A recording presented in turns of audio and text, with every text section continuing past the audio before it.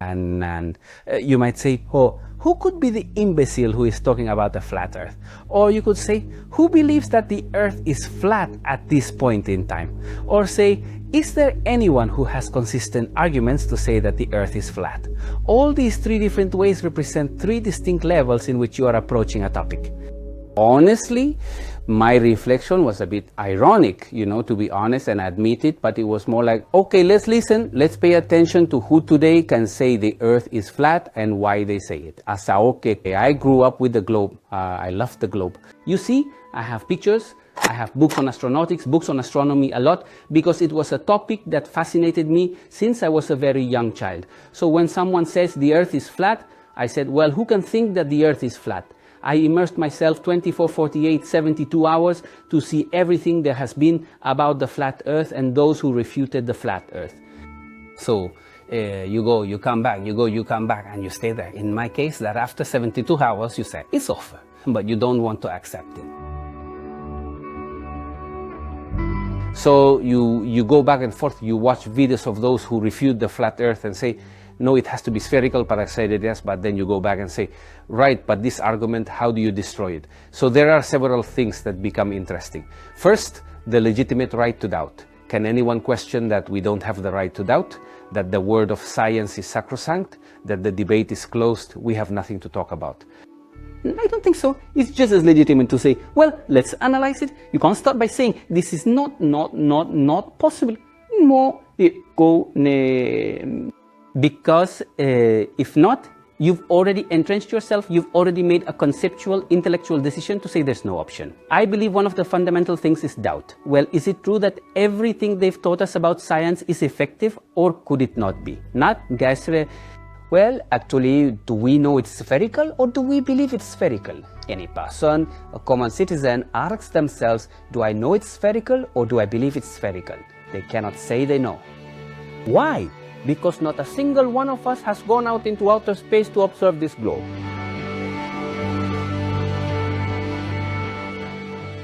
What we've seen are the images from movies, from television, from books, and what they taught us in school. Therefore, it's an act of faith and belief. It's a belief in what we were taught and what we have seen.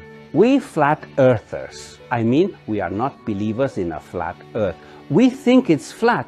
It's an act of reflection. If we consider our world a sphere with a curve, that curve indicates objects should disappear as they move away in a calculated relationship. There are tables from Unclear, from other mathematicians, or you can derive it geometrically. This therefore indicates that the city of Chicago cannot be seen from St. Joseph on the other side of Lake Michigan. The Sears Tower is 527 meters tall. And it's completely visible. The island of Kauai, also known as Kauai, from the island of Oahu, it's also visible. It shouldn't be visible at all, yet it's completely seen. Mount Canigou from Marseille, Corsica from the other side of the Italian coast. Buenos Aires shouldn't be visible from the city of Colonia in Uruguay. Buenos Aires shouldn't be seen.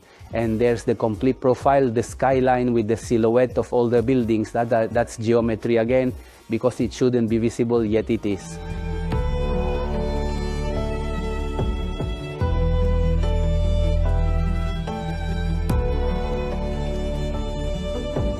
What did Magellan do? Magellan did this. That's called circumnavigating, and that's what airplanes do. They fly around in circles. If I leave my house here and go around the entire block completely and return to my starting point, I went all the way around. But if I then say the ISS feet, where you see the transparent parts, how the astronauts distract you. They're always playing with a little ball. Don't these guys ever work? Look at say under the images from inside the ISS, and my son's bedroom is 15 years tidier. It's a tangle of cables. If a micrometeorite hits or any accident happens, you wouldn't know what to plug in or unplug, where to enter, where to exit, everything full of nets, things stuck to the walls. It's a joke. You look at it today and say, how could we be such idiots? You see the scene where the girl shows her hair stiff from hairspray. Then she tells you, look, I'm in outer space with zero gravity. And she shows you her hair and you say, you know what? They must think we deserve it for being idiots, for falling for all that. If it's a joke, I really think they must be dying of laughter. Yesi, yasi necesita inoseta. What do you think of NASA's photos that show the Earth is round? Please, see the official blue marble photos from 2002, 2007, 2012. The American continent has absolutely different proportions, and we never noticed that. Why? Because we are naive and gullible. I mean, if your teacher told you, did you ever doubt it? Gonpato. If your grandpa told you, showed you this globe and said, you live here, and you were 5 or 6 years old, you'd say, Grandpa, are you lying to me? Is Tina world flat? Well, that's the part that makes one feel a little sad, because the flat earther's journey is a tough one. And on top of that, if you're just trying to question, to analyze, to reevaluate, you're reviled, you're blasphemed. Some people have insulted me, and I've told them, let's have a coffee and talk about it. You think that we are on the thing, Kiri. There are on opposing sides here, I'd say. You are a seeker of the truth, and I am too. We flat earthers, in fact, have always maintained we don't own the truth. We are simply questioning the current model. And we don't have to convince anyone. It's a personal decision and a journey. I have my opinion, and you have every legitimate right to have yours. If they prove to us that it's spherical, what will we say? That we were mistaken. That's the problem. There was no right to even raise doubts. I'm not trying to come off like one of those crazy conspiracy theorists, but if the North Pole looks like this, what were our ancestors on? Like, how did they... Like, over and over again. This wasn't just one. Like, they kept drawing these 4 continents with 4 rivers. Like, maybe something to think about.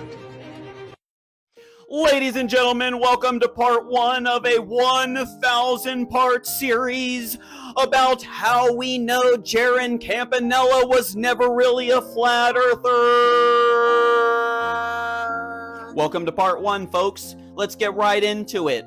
Today I was watching a TikTok live with Jaron Campanella in it, and he mentioned flat earthers don't understand that you're not going to notice the motion of Earth spinning at 1,000 miles an hour at the equator because we're just too small and Earth is just too big.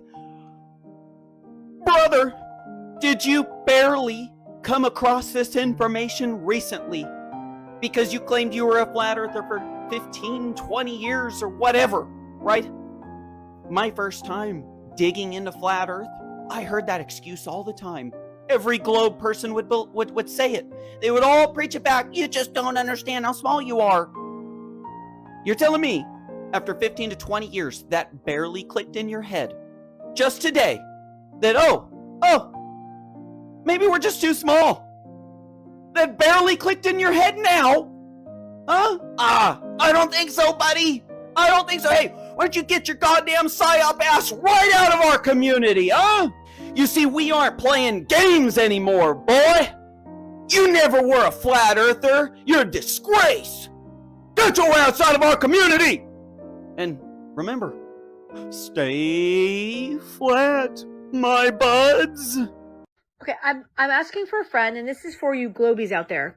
Globies, globers, whatever you want to call yourself. Anti-flat earthers and angry people. My question for you is, when you go outside and you look up at the stars, like Little Dipper, Big Dipper, Orion's Belt, the constellations, you look up and you go out there and they're up there for hours. They're just there. Like they're in the same spot. I mean, maybe they'll move a little bit, but if the Earth is spinning on its axis and is rotating around the Earth at however many miles an hour that they say, why are the stars stationary? They don't move at all. No matter where I've been, like in the world. Like maybe they're slightly shifted, but they're just always in the same spot. Please answer. Little land, do you see what I see? Do you see what I see? Point of advice. If you're going to make fun of flat earthers, make sure you're using the right map. Welcome to the real map of the world and reality. Hawaii, and there's Japan. Do you see what I see? Do you see what I see? I am going to show you how to realize that we are being deceived. Ask yourself this next important question. Why do they have to follow this specific route on the flight from Sydney to Johannesburg if the Earth were truly round? This is the flight path that planes follow when traveling from Sydney to Johannesburg, and they are required to make a stop in Dubai. Now, for the actual route from Sydney to Johannesburg, it's assumed that on a spherical Earth, they should follow this particular path. From here, Sydney, in a straight line, all the way to Johannesburg. But mysteriously, they don't follow that trajectory. Instead, they make an additional stop and first travel from here to Dubai, and from Dubai, they then go towards Johannesburg. But it just doesn't make any sense. O does it truly make any sense for you to spend thousands of additional dollars on fuel for your airline? But if we take a closer look, the route from Sydney, passing through Dubai, and then arriving in Johannesburg makes a great deal of sense. Simply draw a straight line on the map of the flat Earth. Oh, wow! The air routes prove that the Earth is flat. By investigating, we can come to know the truth that they are hiding from us. So, one of the pieces of evidence that the Earth is flat is the very same airplane routes, because if we trace their routes on a map of a supposedly spherical Earth, some of these routes simply don't make any sense. But if we trace them out on the map of the flat Earth, it makes a great deal of sense. As you can clearly see for yourself, you have been consistently deceived, as I will keep uploading more content about the truth that they are hiding from us. I have to ask y'all, so my family was having a heated discussion last night about if the world is flat or not. I need to get y'all's take on it. What do y'all think? Because the one thing that really convinces me is the flight patterns or flight routes and everything on a flat Earth versus a globe. So let me know what y'all think. You want to know why the Earth is flat? Here's how I know. Have you literally ever looked outside the window of a plane? Literally, it's that simple. 96. It's a big boy. So I got two big guests. Big names, big bodies. Huge. Yeah, I don't even know if I introduce you to. You got Rampage the Legend Jackson here. You got Bradley. Meet me at 260. Martin. How much you weigh right now? Why people care if people believe in the Earth the way the Bible describes it? Why do people get so mad about that? Does the Bible describe it as flat? Yeah. It does? With the dome, the firmament, and everything. Oh, that's news to me. That's new. You never read the Bible? No. That's the problem. That is a problem. So why go to hell? So why do people get mad at people if they just describe the Earth the way the oldest history book describes it? Yeah. So does this mean you think it's flat? Yep. You do? Yeah, I do. But what were you gonna say about? This is what changed me when I looked into emergency landings. Something simple as that. That's what changed me to go more to like, oh yeah. Then I went to the Bible and started reading with the Bible. And, I used to be a Christian, so I was like, oh, I've read this stuff before, but we think of it different. I went there. Now I look at the Old Testament like a history book, and so I went and read it and like a history book. I was like, oh, okay, it broke everything down for me. But if you look into whenever you have time, just look into emergency landings. What do you mean by emergency landing? Like when say somebody's flying from Asia coming to LA, yeah, and like if it's an emergency or something, and then see like the way they landed, then you gonna think like wow, that's not an emergency landing. They went all the way out the way, and then you got to break down why did they do that? Why they go all the way out the way? And they say it's an emergency landing. That's what changed my mind. Why would they go all the other way? Exactly. That's his point. Exactly. But why would that prove that the Earth is flat if they go out of the way? Because if it was an emergency, a real emergency, wouldn't you go somewhere closer? When you go somewhere closer? And not somewhere out of the way? When we see the emergency landing on the globe, it don't make sense. Oh, because it's like this. Yeah, so it's farther away. Yeah. So common sense would tell me that we're being lied to about the geography of our things. Why lie to us about the Earth being round, though? That's the big question. Nixon called the moon on a landline. He called them up and they answered straight away. They didn't have mobile phones back then, and they had to make notes with paper and a pen. But the landline worked and there wasn't a delay. Oh, the pastor radiated. radiation fire. They didn't conspire, so don't inquire. They didn't wear wires and they're not liars. They wore the attire, they're not actors for hire. They passed through radiation fire in a craft that looked like a tumble dryer. But they didn't wear wires and they're not liars. So just believe what I say.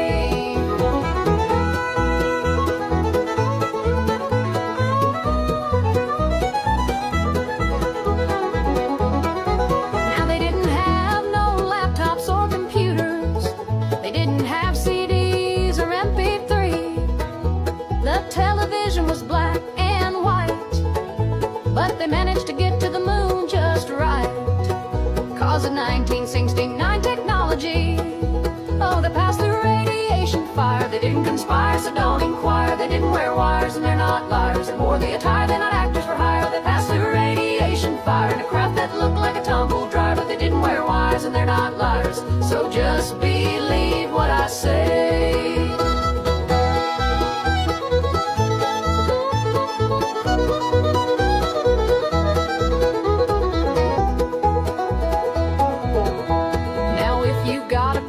With all that, then you probably think the earth is flat. You don't understand science, you believe in giants, and it's just more conspiracies. Oh, they passed through radiation fire. They didn't conspire, so don't inquire. They didn't wear wires and they're not liars. They wore the attire, they're not actors for hire. They passed through radiation fire in a craft that looked like a tumble dryer. But they didn't wear wires and they're not liars. So just believe what I say.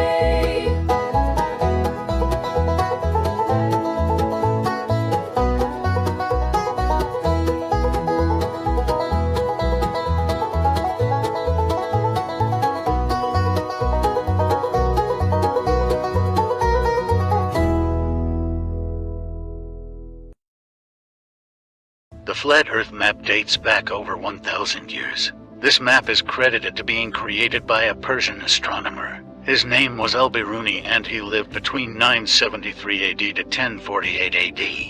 It's the official map of the United Nations and also the United States Geological Survey. It used to be present in many places before the creation of NASA and the Antarctic Treaty in 1959. Here you see it with Admiral Byrd. This map has been restored by Dmitry from Russia with suggestions of mine, Eddie Alenkar. Known by my YouTube channel Flat Earth Banjo, I asked Dmitry to include the Bermuda Triangle and Point Nemo, a place deep in the Pacific where NASA buries rockets. Then Robert Tozzi, a professional mapmaker, came along and enhanced the map even more. There are many people now selling this map online, but if you could order it from my online store, I would greatly appreciate it. Visit my online store now and order one of the items. I humbly thank you.